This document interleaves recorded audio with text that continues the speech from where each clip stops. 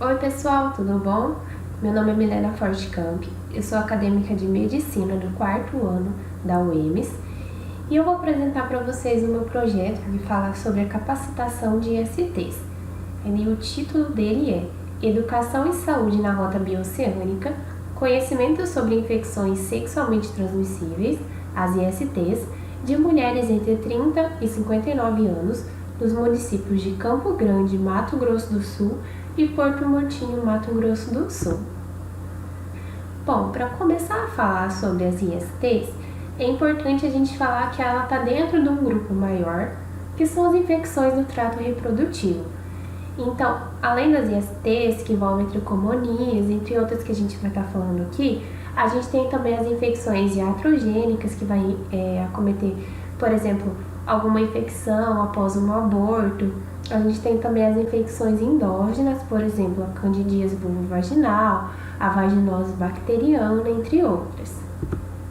Então, começando a falar um pouquinho das infecções sexualmente transmissíveis, elas podem ter diversas causas, por exemplo, por vírus, por bactérias, por fungos, por protozoários. Então, a gente tem diversas etiologias e elas são transmitidas principalmente pelo contato sexual. Só que ela pode ser feita também por via sanguínea ou até de mãe para filha durante a gestação ou até durante o parto ou a amamentação.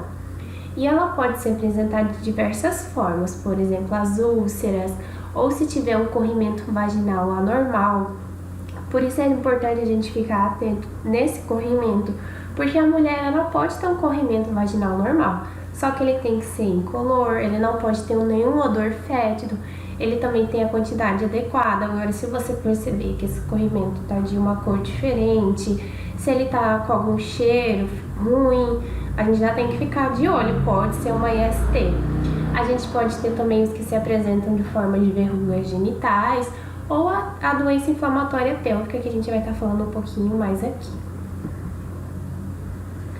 Bom, para a gente começar a falar então sobre a prevenção, a gente tem a prevenção combinada. Bom, o que é isso? A gente tem que fazer a prevenção não de forma do indivíduo como se ele fosse todo mundo igual. Não, a gente tem que fazer a prevenção de forma individual, conforme aquele grupo está inserido na sociedade, na cultura dele e conforme o grupo que ele participa. E a primeira mandala que foi feita dessa prevenção combinada foi do HIV. Então a gente percebe o quê? Que a gente tem várias coisas para fazer essa prevenção. E não adianta a gente fazer só uma dessas coisas. A gente tem que fazer todos esses tópicos conforme a história da pessoa. Então, a gente tem aqui a profilaxia pós-exposição, se essa pessoa teve algum contato, a testagem regular para o HIV, que todas as pessoas devem fazer. Então, a gente percebe aqui que são várias coisas. E o que é o sexo seguro? Bom, é importante a gente começar falando que o sexo seguro não é só usar preservativo. O preservativo é muito importante, mas a gente também tem que prestar atenção na imunização. Vocês sabem que a gente tem a vacinação do HPV para os adolescentes. A gente tem que conhecer o status sorológico do nosso parceiro, se ele é HIV positivo ou não, mesmo que seja uma relação com o uso de preservativo. Acidentes podem acontecer, então a gente tem que ficar atento nessa parte. A gente tem que estar testando regularmente para o HIV, para as outras doenças, e é preciso a gente tratar todas as pessoas. Se você sabe que você tem a doença, você precisa tratar para não estar transmitindo para outras pessoas e aumentando essa infecção. A gente tem que também realizar o exame preventivo do câncer de colo de útero. Então, todas as pessoas, todas as mulheres que tiverem uma vida sexual ativa, principalmente as mulheres maiores de 25 anos, elas devem realizar esse teste. Então, primeiro ele deve ser feito anualmente. E se der 2 testes normais, eles podem ser feitos por depois de 3 a 3 anos. A gente tem que também fazer a profilaxia pré-exposição. Por exemplo, se você não é HIV positivo, mas você tem relação com uma pessoa que você pode estar fazendo uso dessa profilaxia. A gente tem que também conhecer e ter acesso à anticoncepção, concepção. A gente também pode realizar profilaxia pós-exposição, quando é indicado, por exemplo, lá no meu trabalho, sem querer eu me cortei e teve contato com o sangue do paciente que era HIV positivo. Então, eu fui violentada, eu não sei se aquele paciente era HIV positivo ou não, mas ele pode ser. Aí você pode estar fazendo uso dessa profilaxia. E é muito importante a gente falar aqui que a oferta do preservativo, tanto masculino quanto feminino, é realizada sem restrições e sem quantidade limitada. Então, essa distribuição é feita como parte da rotina no atendimento. Então, se você vai lá e é atendida, você pode estar solicitando o tanto que você quiser. Então, você não vai ter restrições contra isso. E sobre as doenças, a gente vai começar falando um pouquinho sobre o HIV. Por quê? Porque foi feito um teste, a maioria das pessoas com HIV positivo eram mulheres mais de 29 anos, então está dentro da nossa população-alvo. E é importante a gente falar o quê? Que toda pessoa que é testada positivo para alguma ST, ela deve ser testada para o HIV. Bom, não sei se vocês já ouviram falar, o HIV e a AIDS não são a mesma coisa. A gente tem o HIV, que é o vírus da imunodeficiência humana. Então, quando a pessoa tem o HIV, ela pode não estar doente, ela pode estar ali achando que ela não tem nada. Agora, quando ela desenvolve a doença em si, ela vai estar com a AIDS. E é muito, muito importante a gente falar dessa parte aqui. Como que o HIV é transmitido?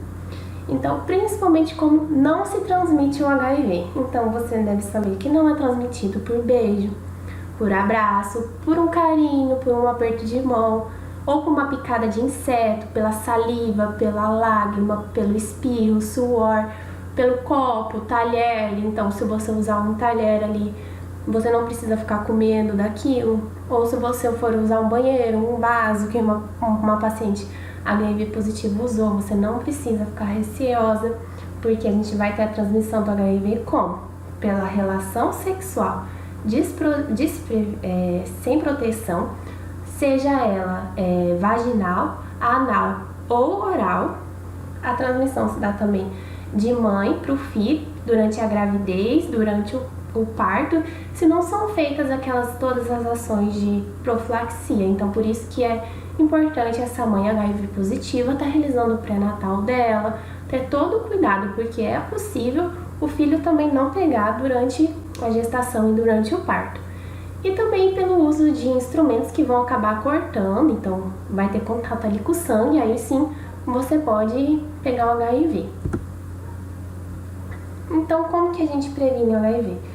Primeiramente, usando o preservativo, a camisinha, em todas as relações sexuais, gente. Não é só relação anal, vaginal, também oral. Então, todos os tipos de relações sexuais. É importante a gente também não compartilhar seringas, agulhas, objetos que vão cortar sem eles estarem esterilizados. Então, por exemplo, você vai fazer a unha, aquele objeto tem que estar tudo esterilizado, gente. Não pode ter contato com algum objeto que vai cortar sem ele estar esterilizado. Mulheres vivendo com HIV, elas não podem amamentar e elas devem ter o acompanhamento pré-natal, como eu já comentei para vocês. Então, a gente deve realizar todas essas medidas de prevenção como um todo e não só uma. Por exemplo, não adianta você fazer uso de camisinha e se proteger durante a relação, mas está aí compartilhando agulhas, outros objetos perfuracortantes. A gente tem que tentar fazer todas as medidas, tudo em conjunto. E como é feito o tratamento do HIV? Bom, é importante a gente falar que o HIV ele não tem cura total, só que a pessoa vai fazer o uso de um remedinho ali todos os dias, como por exemplo o remédio da diabetes e da hipertensão. E aquela pessoa vai poder ter uma vida normal, como qualquer outra pessoa. E dentro dessa parte é importante a gente falar que o preconceito contra HIV foi definido como um crime. Então a gente não pode ter preconceito nenhum. Outra doença, então, é a doença inflamatória pélvica, ela é uma síndrome onde a gente vai ter a ascensão dos micro-organismos. Então, a gente tem um micro-organismo aqui na parte de baixo, eles vão ascender pelo trato geniturinário. E é uma das mais importantes complicações das nossas ISTs. E ela pode ser comum em mulheres com vida sexualmente ativa. E quais são os sintomas? Quando que você deve suspeitar que você tem uma doença inflamatória pélvica? Por exemplo, se você vai começar a ter uma dor principalmente embaixo do ventre, então bem embaixo da barriga, uma febre alta, ou se você vai começar a ter um corrimento vaginal anormal, ali amarelado, fétido, ou então você vai ter alguma relação sexual e vai sentir uma dor, um desconforto. É importante, dentro desses sintomas, se você apresenta qualquer um desses, ir consultar um médico. E o HPV, gente, vocês sabem o que é? Ele é um vírus de cadeia dupla e a gente tem mais de 200 tipos de HPV. Só que aproximadamente 40 desses tipos que vão acometer o trato gênito, vaginal, anal.